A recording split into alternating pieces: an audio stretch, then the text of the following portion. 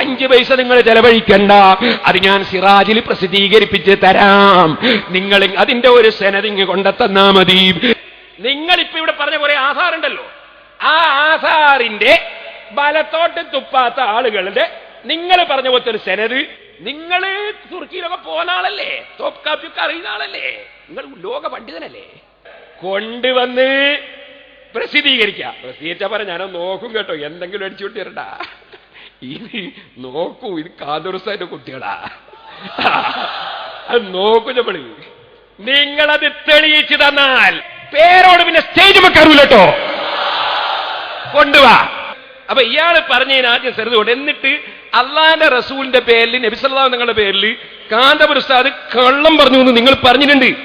ഞാൻ പറയുന്നത് കള്ളം പറഞ്ഞ കാന്തപുര ഉസ്താദല്ല, ഉസ്താദിന് സെനതുണ്ട്. നേരെ മറിച്ച് കള്ളം പറഞ്ഞത് നിങ്ങളാ.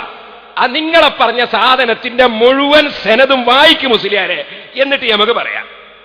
ഇനി എന്താ, ചിലർക്കൊരു ധാരണ ഉണ്ട്, നിഷേധിക്കാൻ തെളിവ് വേണ്ട, അതും പിടിച്ചോ.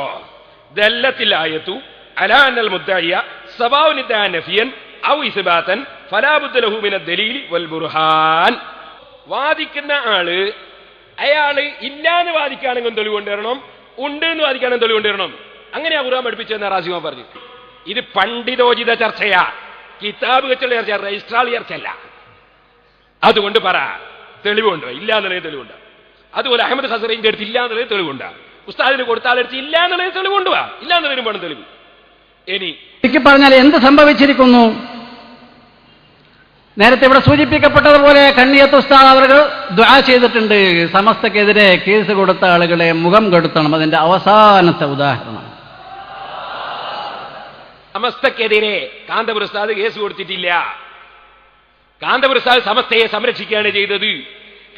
സമസ്തയെ തകർക്കുന്നവരെ മൂങ്കെടുത്തോളം കണ്ണിയത്ത് ഉസ്താദ് വേർന്നിട്ടുണ്ടാവും. ആ ദുആ പലിക്കുന്ന നമ്മൾ കാണുന്നത് മൂൻ കെടുകയാണ് നിങ്ങൾ പറ.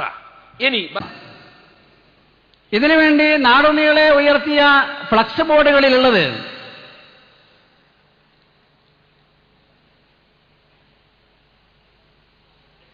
ഇബ്നു സീരീൻ റളിയല്ലാഹു അൻഹുവിന്റെ ഉദ്ധരണിയാണ്. തിരുകേശം